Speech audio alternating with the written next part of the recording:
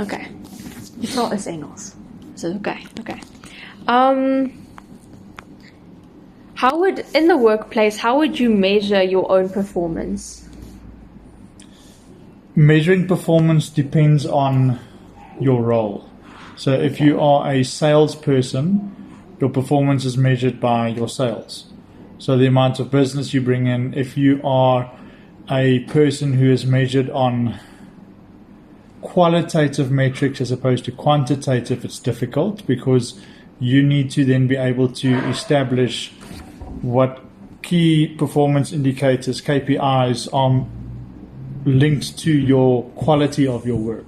Okay. So it depends on the type of role that you have and how that then ties into the performance of the company. Quantitative is easy. Sales equals turnover, and if you increase the turnover by a certain amount, you've met your sales targets. Okay. So that's easy. But if it's not a sales role or an output-driven role, it's very difficult. But that is where your key performance indicators has to be clear so that you know exactly what you're being measured on and how that is going to tie in with your performance. Okay. And then if we had to look at your role and your daily routine, how do you measure your performance? So my performance is very much linked to the profitability of the company. So what I do is I underwrite risks for an insurance company. So if you, as an example, insure a big factory that's worth R1 billion, if that ends up burning down, that's a problem because then you haven't got the premiums in for the claim that you're going to pay out. Okay. So then that's a very poor performance.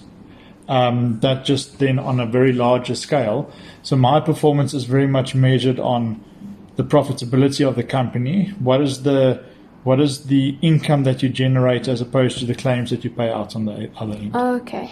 Yeah. Okay. And then would you say that you are in a role of leadership in your company? Yeah. Yes. And then on that, how would you describe your style of leadership? Very much what they deem the servant leadership model, where you in the trenches working with the people as opposed to sitting on an ivory tower and just telling them what to do. So very much in the trenches, getting my hands dirty, working with them in order to achieve what we want. Okay, so rather than you setting an example by helping them and working with them. Okay, and then when you set goals, how do you decide on how to set your goals for different departments? Sure. So it depends on what the expectation is for them. So if to give you an example, so we have a sales team that then has certain measurements and certain targets that's linked to them. So they would be measured differently to your technical underwriting team, where they have certain quality sort of metrics that they have to meet. So if we're looking at the performance of the company, the sales team has to have what we call stretch targets that they then need to match and manage in order to ensure that they grow the company's top line. Your technical underwriting team has to manage the profitability of the company so that you grow your bottom line.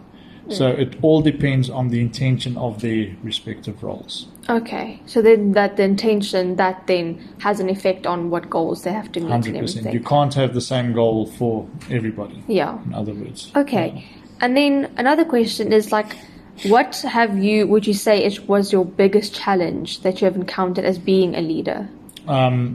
People.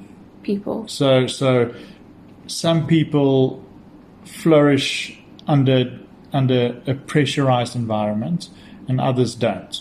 And then, so that's just pure personalities. And then what's difficult in our current setup is the culture as well.